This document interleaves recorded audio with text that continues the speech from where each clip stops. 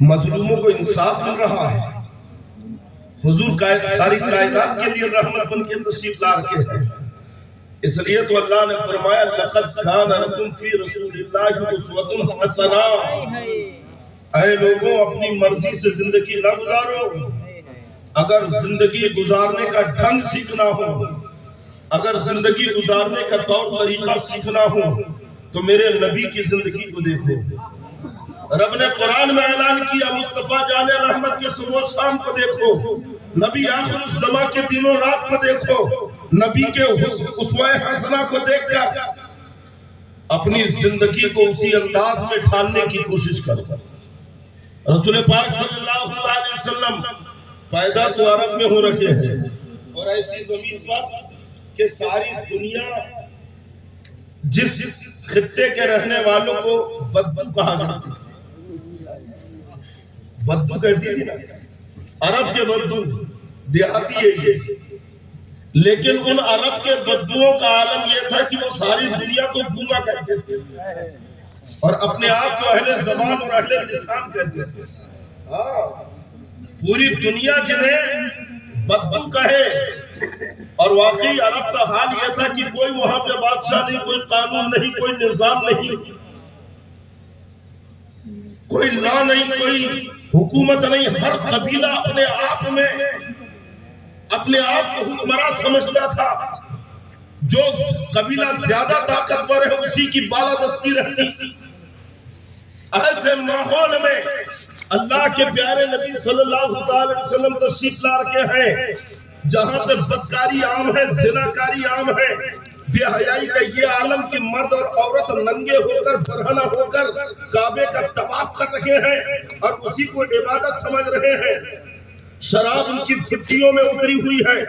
قتل و غارت کا یہ عالم کہ انسانی جان کی کوئی قدر و قیمت نہیں. اگر کسی ایک آدمی کو قتل کر دیا گیا تو بدلے میں قاتل قبیلے کے 10 لوگوں کو قتل کر دیا جاتا تھا.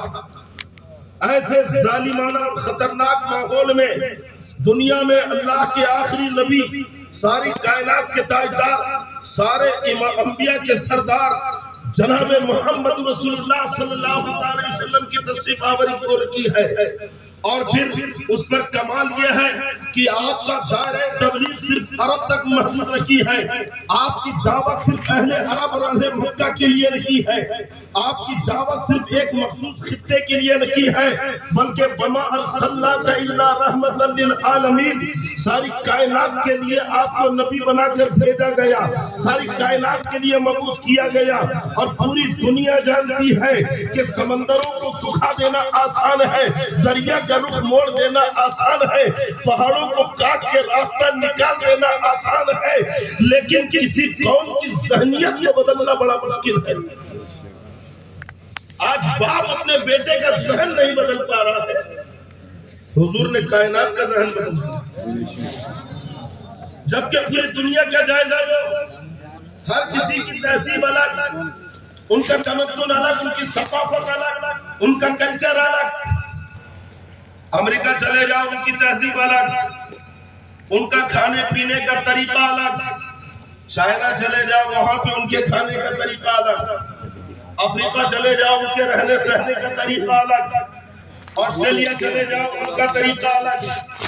انڈیا آ جاؤ ایشیا میں دیکھ لو، اتنے ممالک ہیں، سب کا طریقہ کار الگ ہے کہ نہیں. لیکن میرے مصطفیٰ نے فقط 23 سال میں ایسا انقلاب پیدا کیا کہ جب آپ کے جانشین صحابہ نے آپ کی اسی تعلیمات کو دنیا کے خطے میں پہنچایا ہے، دنیا کے کونے کونے میں جب مصطفیٰ کا طریقہ پہنچا ہے، اسلام کی روشنی پہنچی ہے، قرآن کی تعلیم پہنچی ہے، تو اب امریکہ کا آدمی بھی بیٹھ کے پانی پی رہا ہے تو چائنا کا آدمی بھی سر ڈھک کے کھانا کھا رہا ہے.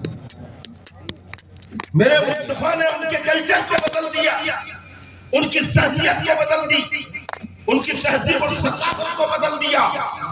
یہ معجزہ نہیں تو کیا ہے؟ ارے آج یہاں پہ پڑوسی کو نہیں سدھار پا رہا ہے، باپ اپنے بیٹے کو لائن پہ نہیں لا پا رہا ہے. میرے مصطفیٰ نے دیکھو پوری کائنات کا نقشہ بدل دیا.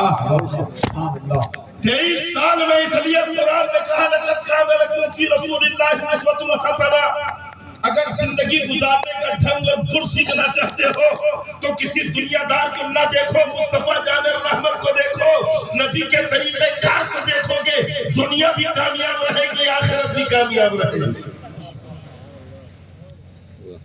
ہر قومیں کھاتی ہے، پیتی ہے، سوتی ہے، جاتی ہے، چلتی ہے، پھرتی ہے، لیکن اسلام کا طریقہ جداگانہ ہے۔ اسلام کا طور طریقہ الگ ہے۔ ارے بولو ہے کہ نہیں؟ پیدا ہونے سے لے کے مرنے تک اسلام نے سب سکھا دیا، کیسے کھانا ہے، کیسے پینا ہے، کیسے چلنا ہے، عبادتیں کیسے کرنا ہے، اللہ کو راضی کیسے کرنا ہے، نمازیں کیسے پڑھنا ہے، حج و عمرہ کیسے ادا کرنا ہے۔ اسلام نے ہر ایک چیز کو باریکی سے بتایا، اور بتانے والے کوئی اور نہیں، مصطفیٰ جان رحمت۔ سبحان اللہ، سبحان اللہ۔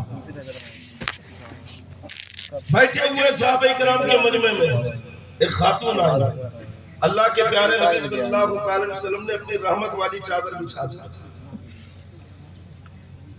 ان کے لیے کھڑے ہو گئے اور بڑے احترام سے بٹھایا۔ وہ خاتون وہاں بیٹھ گئی، جب تک بیٹھی رہی حضور انہی کی طرف متوجہ رہے۔ آپ کو آواز نہیں آ رہی ہے؟ آ رہی ہے۔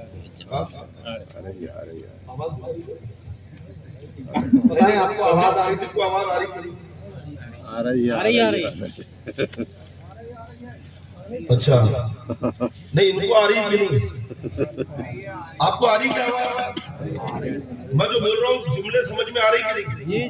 پکا آ رہا ہے؟ ہاں یا نہیں بولو یار، آ رہے ہیں؟ ادھر ادھر کیوں نہیں؟ پوری توجہ ادھر رکھو نا۔ اگر مجمع ادھر ادھر دیکھو تو سب سے مشکل کام جو شیر کو باندھ کے رکھنا آسان ہے، ہاتھی کو پکڑ لینا اور جکڑ لینا آسان ہے، لیکن مجمع کا ذہن کھینچنا بڑا مشکل ہے۔ اور اتنا مشکل کام لے کر میں یہاں بیٹھا ہوں، اور آپ اگر ادھر ادھر توجہ دیں گے تو پورے جلسے والوں کا جلسہ خراب ہو جائے گا۔ اتنا پیسہ خرچہ کیا انہوں نے جلسے کے پیچھے، پورا پیسہ رائگاں ہو جائے گا۔ بھائی انہوں نے کیوں کیا؟ تاکہ آپ سدھر جائیں، نمازی ہو جائیں، برائیوں سے دور ہو جائیں، یہی تو مقصد ہے۔ اور نوجوانوں آج خاص طور پہ تمہاری طرف توجہ رہے گی، پورا دھیان کر رکھو۔ اللہ کے پیارے نبی صلی اللہ علیہ وسلم نے یہ انقلاب 23 سال میں، کتنے سالوں میں؟ حضور کی عمر کتنی ہوئی؟ صرف 2 یا 4 لوگوں کو معلوم ہے۔ اچھا انڈیا نے ورلڈ کپ کب کب جیتا اور کتنے بار جیتا؟ جتنے حسنا سب کو معلوم ہے۔ اس سال کون سی پکچر ریلیز ہوئی، ہٹ ہوئی، اور کون سی فلاپ ہوئی؟ بتائیے۔ نہیں معلوم؟ سوچ رہے کون سا تقریر کا حصہ اور دین کا حصہ لانا۔ ارے یہ تمہارا ایگزام ہو رہا ہے یار، توجہ ادھر رکھو پوری اور دھیان دو۔ حضور کی عمر کتنی ہوئی؟ زور سے بولو۔ 63 سال۔ اعلان نبوت کتنے سال کی عمر میں کیا؟ 23 سال۔ 40 پیچھے والے 40 سال کی عمر میں اعلان نبوت کیا۔ کچھ بدعقیدے کہتے ہیں 40 سال میں نبوت ملی، 40 سال میں نبوت ملی کی اعلان کیا؟ جلدی بولو۔ اعلان کیا۔ حضور نبی کب سے ہے پھر؟